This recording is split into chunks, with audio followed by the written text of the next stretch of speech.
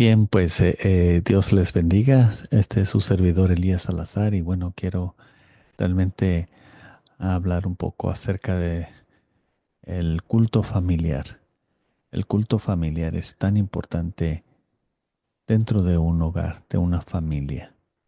Toda iglesia desea crecer. Sin embargo, es sorprendente ver cuán pocas iglesias buscan promover el crecimiento interior enfatizado en la necesidad de criar a sus hijos en la verdad del pacto. Pocos se esfuerzan realmente por entender la razón de que tantos adolescentes se convierten en miembros nominales con una simple fe teórica y de que abandonen la verdad evangélica a cambio de doctrinas y formas de adoración ajenas a la Biblia. Creemos que una de las razones principales de este fracaso es la falta de énfasis en el culto familiar. En muchas iglesias y hogares, el culto familiar es algo opcional o lo sumo es una práctica superficial, tal como bendecir brevemente la mesa antes de las comidas en una oración de segundos. En consecuencia, muchos niños crecen sin ninguna experiencia ni idea de la fe y de la adoración cristiana como realidades cotidianas. Cuando mis padres celebraron sus 50 años de matrimonio, sus 5 hijos, decidimos agradecerles alguna cosa sin ponernos de acuerdo en qué.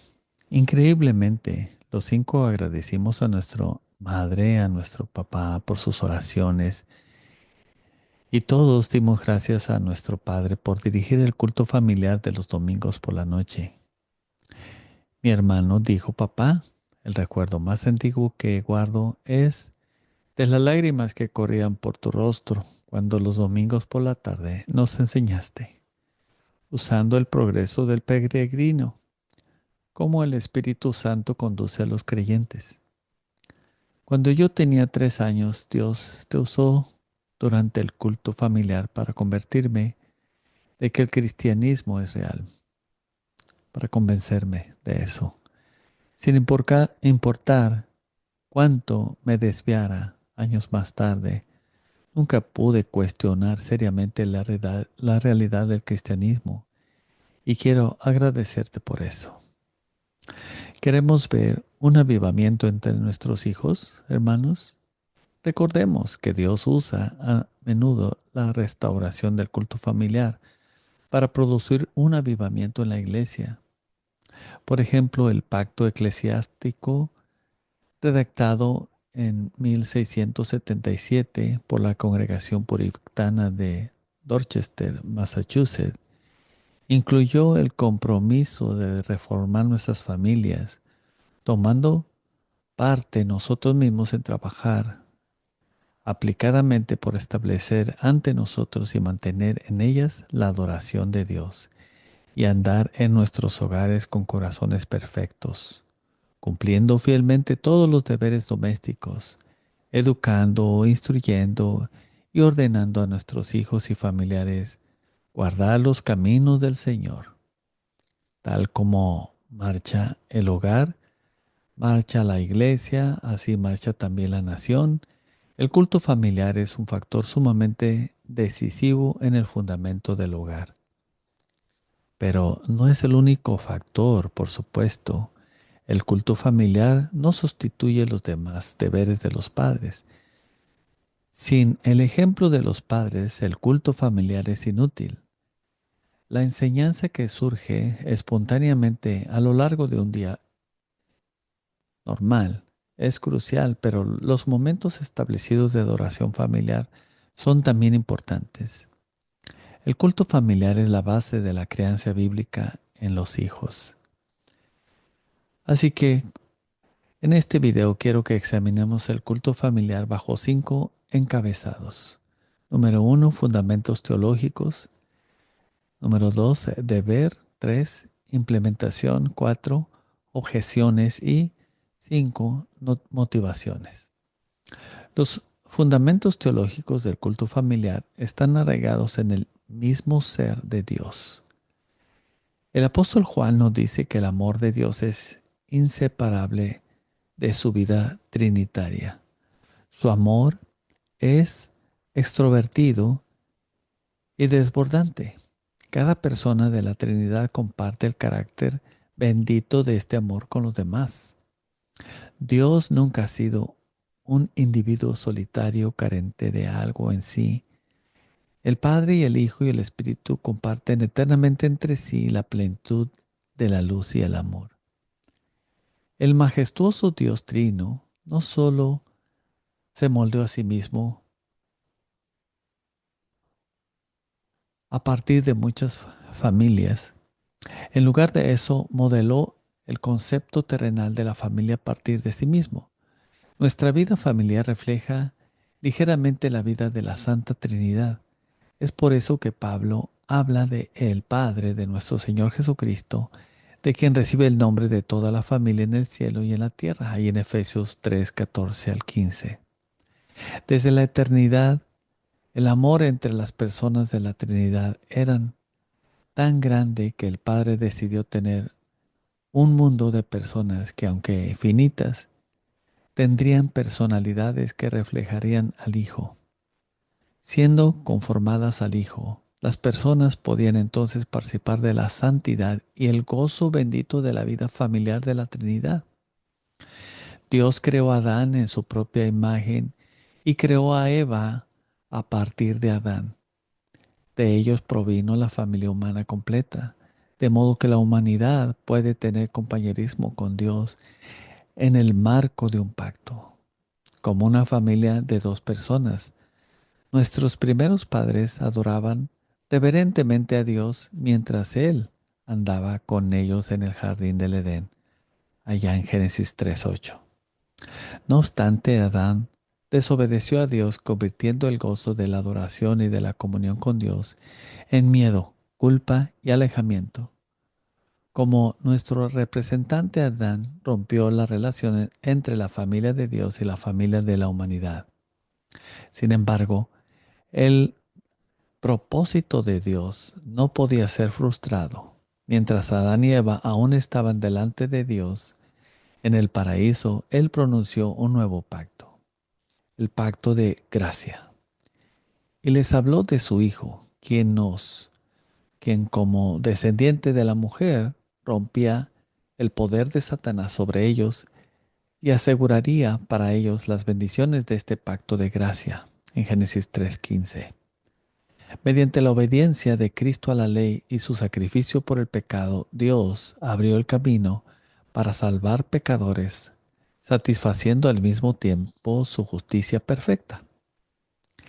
El Cordero sería sacrificado en el Gólgota para quitar el pecado del mundo, y de esta manera que pobres pecadores como nosotros pudiéramos ser restaurados para cumplir nuestro verdadero propósito, glorificar, adorar y tener comunión con el Dios Trino. Como dice 1 Juan 1:3, en verdad nuestra comunión es con el Padre y con su Hijo Jesucristo. Dios se relaciona con la raza humana por medio de pactos y liderazgos o representación. En la vida diaria los padres representan a los hijos, un padre representa a su esposa y a sus hijos. Los oficiales de la iglesia representan a los miembros de la iglesia y los eh, legisladores representan a los ciudadanos. En la vida espiritual, cada persona es representada ya sea por el primer o por el último Adán, según Romanos 5 y 1 Corintios 15. Este principio de representación se hace visible a lo largo de toda la escritura. Por ejemplo, se nos habla de la descendencia piadosa de Set o de Noé y Job. Ofrecieron ellos sacrificios en beneficio de sus hijos. Ahí en Génesis 8, del 20 al 21 y Job 1:5. Dios organizó la raza humana en familias y tribus y se relacionó en gran medida con ellos a través del liderazgo de Padre. Como Dios dijo a Abraham, en ti serán benditas todas las familias de la tierra. Génesis 12:3. La economía mosaica mantuvo el principio de que la familia es representado por el Padre en la adoración y en la comunión con Dios. El libro de Números particularmente se centra en la relación de Dios con su pueblo en términos de familias y líderes. El padre debía liderar a la familia en la adoración pascual e instruir a sus hijos sobre el significado de esta. El rol del padre como líder en la adoración continúa a lo largo de la monarquía israelita y en los días de los profetas del Antiguo Testamento. Por ejemplo, Zacarías predijo que cuando el Espíritu Santo fuera derramado en una época futura, las personas lo experimentarían como un espíritu de gracia y de súplica, el cual los movería familia por familia, a un lamento amargo y sincero. Se mencionan familias particulares según sus líderes y padres, por ejemplo, la casa de David, la de Natán, la de Leví y de Simei, ahí en Zacarías 12, del 10 a 14. La relación entre la adoración y la familia familiar continúa en los tiempos del Nuevo Testamento. En su sermón de Pentecostés, Pedro reiteró la promesa hecha a Abraham, el padre de los fieles, en Romanos 4:11, declarando a los judíos que la promesa es para ustedes y para sus hijos y para todos los que están lejos. Hechos 2:39. En 1 Corintios 7:14, Pablo nos dice que la fe de uno de los padres establece para los hijos el estatus de santidad, privilegio y responsabilidad asociada al pacto.